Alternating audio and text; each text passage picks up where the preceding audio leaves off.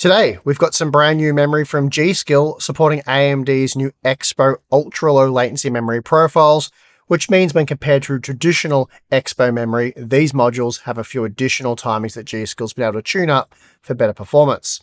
Of course, this is something you can do for yourself with any memory, but the advantage of a company like G.Skill doing it is that they run their memory modules through an extensive validation process to ensure stability.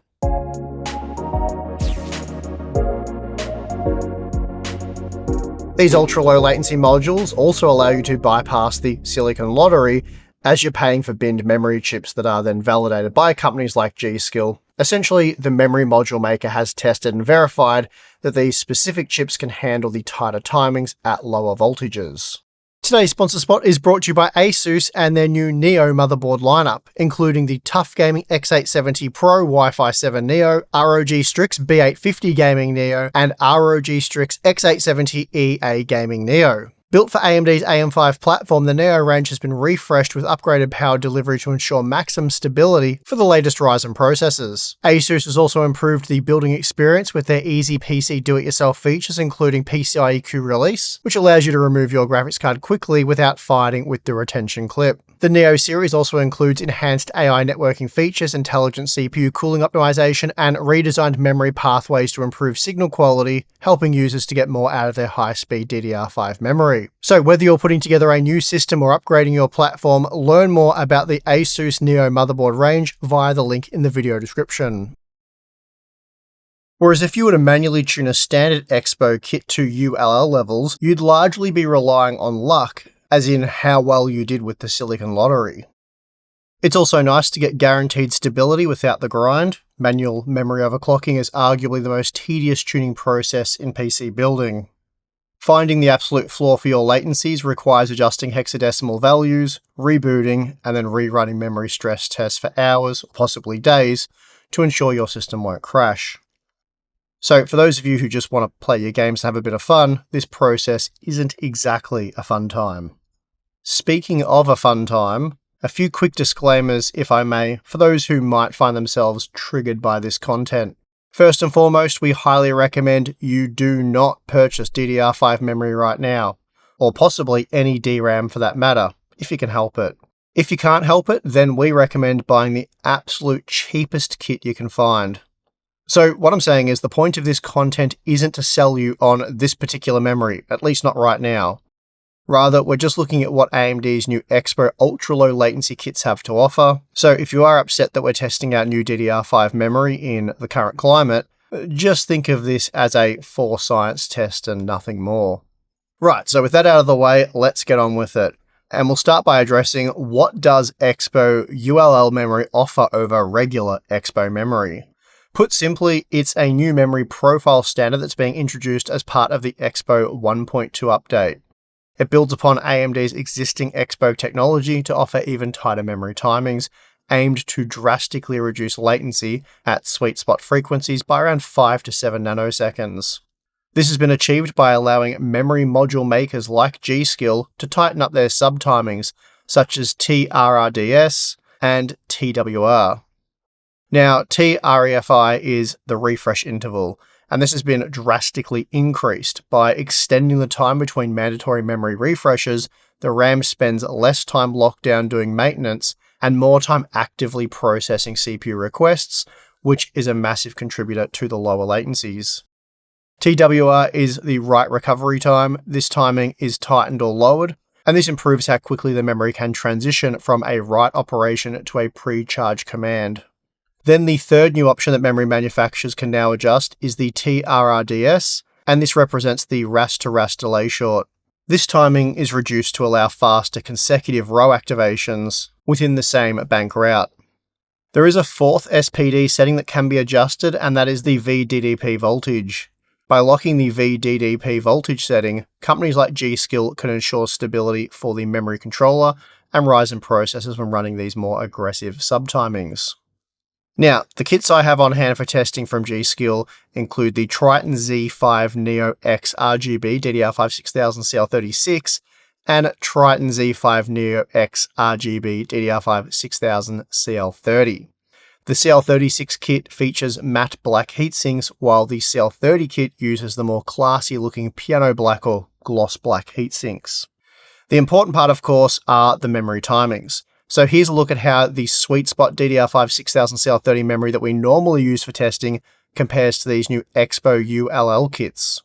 Firstly, G.Skill's taken this opportunity to tighten up the RAS timings, reducing the value from 96 down to 76 for the CL36 kit, and then just 32 for the CL30 kit. Along with the TREFI, TRRDS, and TRW, there are a number of other timings that have been tuned, such as the TRC, TRRDL, and TWTRL, and many more. The timings used here look very similar to what Buildzoid calls his lazy SK Hynix timings, and all three of these kits do use SK Hynix memory. Now, AMD claims that EXPO ULL can boost gaming performance over previous EXPO configurations by 4% for non-X3D CPUs like the Ryzen 7 9700X. So given that, we can assume there will be next to no improvement for those of you with X3D CPUs, at least for most games. Which isn't really shocking given that we already know X3D CPUs typically aren't very memory sensitive. Still, for this initial test, I've decided to look at both the Ryzen 7 9800X3D and Ryzen 7 9700X in 5 games at 1080p and then some 4K testing. The extreme resolution testing has been included to show what happens when you're more GPU limited, or in some cases entirely GPU limited, which I realize will be obvious for many of you. Still, while I find GPU limited CPU testing misleading for a CPU benchmark, this is more of a system benchmark. Well, more so than a CPU review anyway. And since I'm only testing a few games, the extra data isn't a problem, so let's get into it. First up, we have Cyberpunk 2077 Phantom Liberty using the Ultra Ray Tracing preset at 1080p. Using the 9800X3D, we see that the new ULL memory kits don't really offer anything in the way of additional performance for this game. Just an extra frame for the CL30 ultra low latency kit, and that's a mere 1% increase. However, when we look at the 9700X, we are seeing a much more substantial performance increase for both ULL kits. The CL36 kit was 7% faster, and the CL30 kit 8% faster. Not exactly massive margins, but it does get the non-X3D Ryzen 7 part much closer to the 9800X3D, which admittedly is GPU limited using these quality settings. That being the case, when we switch to the 4K data, there's not that much to see here. The takeaway being that if you're happy gaming at less than 60 FPS, then your CPU and RAM combo doesn't really matter, as you're almost always going to be heavily GPU limited, so let's move on. Moving over to Marvel Rivals, we'll again first look at the 1080p data, this time using the medium preset.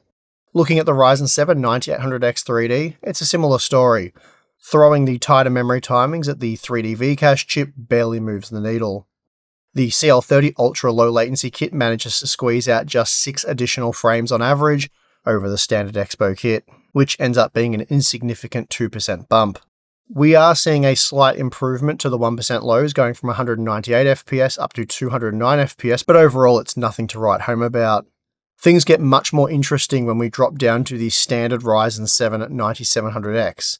Here the tighter subtimings deliver a highly respectable performance uplift. The CL36 ULL kit boosts the average frame rate by around 9%, while the CL30 ULL kit pushes that to a 10% gain over the base EXPO configuration.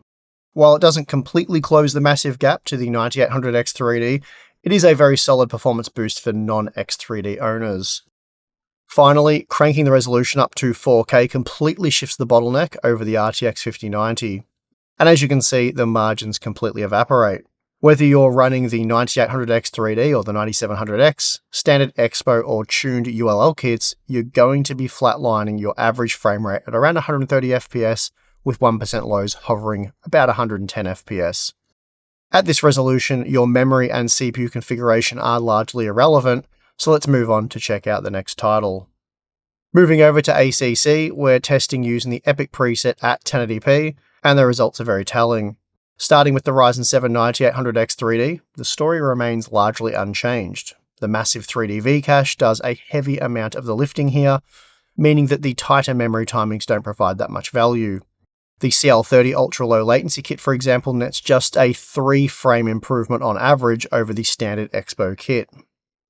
However, looking at the standard Ryzen 7 9700X, the improved sub-timings have a strong impact on frame rates. The CL36 ULL kit grants a solid 8% uplift, while the CL30 ULL kit boosts the average frame rate by a highly impressive 10%, jumping up from 181 FPS to 199 FPS. More importantly, the 1% lows see an 11% bump, climbing from 153 FPS up to 170 FPS. It certainly doesn't catch up to the 9800X 3D, but it extracts a serious amount of performance out of the non-X3D architecture. What makes this title particularly fascinating is what happens when we switch over to the 4K resolution. Unlike other titles where the margins completely vanish at 4K, ACC is a notoriously CPU and memory intensive title, and that leaves us heavily CPU limited even at 4K when using the RTX 5090. For the 9800X 3D, the CL30 ULL kit pushes averages up by 3%, but improved the 1% lows by 9%, moving from 177 FPS up to 192 FPS. Meanwhile, the 9700X sees an incredible 11% gain to the average frame rates with the CL30 ULL memory, scaling from 178 FPS to 198 FPS. Now, because this game hits the processor so hard, the 9800X 3D retains a massive 23% lead over the 9700X, even at 4K. So it's clear that if you're a hardcore sim racer, your CPU and memory configurations matter immensely, regardless of the resolution. Moving on to Baldur's Gate 3, we tested the Ultra preset at 1080p, and looking at the Ryzen 7 9800X 3D, we actually see a break from the familiar story. Unlike the previous titles, the 3D V-cache part actually responds fairly well to the tuned memory. The CL30 ultra-low latency kit boosts the average frame rate from 199 FPS up to 217 FPS, and that's a solid 9% increase over the base EXPO profile. And the 1% lows also saw a nice uplift, climbing from 135 FPS to 146 FPS. And then we see when dropping down to the standard Ryzen 7 9700X that the memory scaling is massive. Moving from the standard EXPO kit to the CL30 ULL profile increases the average frame rate from 121 FPS to 139 FPS, which is an impressive 15% performance gain. The 1% lows see a similar improvement, going from 91 FPS to 107 FPS. It still can't catch the 9800X 3D, which is miles ahead here, but that is a huge chunk of additional performance for the 9700X. Cranking up the resolution to 4K proves that Baldur's Gate 3 is remarkably CPU heavy, and by that I mean the performance margins don't completely evaporate like what we've seen in some of the other games. For the 9800X 3D, the CL30 ULL kit still manages to squeeze a bit more performance, pushing the average frame rate from 155 FPS to 162 FPS. Meanwhile, the 9700X continues to scale beautifully with tighter timings at 4K, jumping from a 120 FPS average up to 135 FPS, with the CL30 ULL kit representing a 13% uplift. The 1% lows also climb nicely from 89 FPS to 100 FPS. Moving over to Marvel's Spider-Man 2, we tested using the very high preset with ultimate ray tracing enabled at 1080p. Here we're seeing another example where the reduced memory latency does improve performance for the 9800X 3D. Typically, the massive 3D V-cache brute forces its way past memory bottlenecks, but we know this game to be extremely memory sensitive, and that does help our sub-timings improve performance. The CL30 ultra-low latency kit gives the 9800X 3D a significant 11% performance uplift over the standard EXPO profile, jumping from 107 FPS to 119 FPS, while the 1% lows see an identical 11% improvement. Now, shifting focus over to the standard Ryzen 7 9700X, we see that the memory tuning continues to bear fruit. Upgrading to the CL36 ULL kit pushes the average frame rate up by 9%, while the top-tier CL30 ULL configuration delivers a solid 10% gain, taking averages from 89 FPS to 98 FPS. The 1% lows also see a very welcome 12% boost. Interestingly, because the 9800X 3D scales so well here, the tuned 9700X doesn't actually close the gap to the flagship chip. The 9800X3D remains firmly ahead, demonstrating just how critical both cache and memory latency can be when pushing these heavy RT workloads. However, when we flip the switch to 4K, the rendering burden completely shifts over to the RTX 5090. Using the ultimate ray tracing preset, at 4K, the GPU hits a hard brick wall. Almost all configurations flatline at an identical 77 FPS on average, with 50 FPS for the 1% lows. Outside of a negligible 2 FPS drop on the base 9700X configuration, your choice of CPU and memory is practically irrelevant at this resolution, as your GPU is going to be the primary bottleneck here. For those of you running a standard Zen 4 or Zen 5 processor, the takeaway is crystal clear. Memory tuning can boost performance by a reasonable margin when CPU limited. Across the board at 1080p, stepping up from the base EXPO profile to the tightly tuned CL30 ULL kit, that saw average frame rates jump by 10% in Spider-Man 2, Marvel Rivals, and ACC, while we saw a very impressive 15% uplift in Baldur's Gate 3.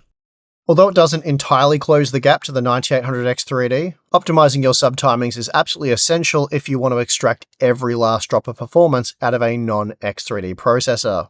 None of this is news, of course. 3 years ago, we created an in-depth video looking at memory tuning and found strong gains in a number of titles. But the feedback we received from many of you was, sure, that's all good and well, but I don't want to spend time tuning and validating my memory for a 10 to 15% increase when CPU limited.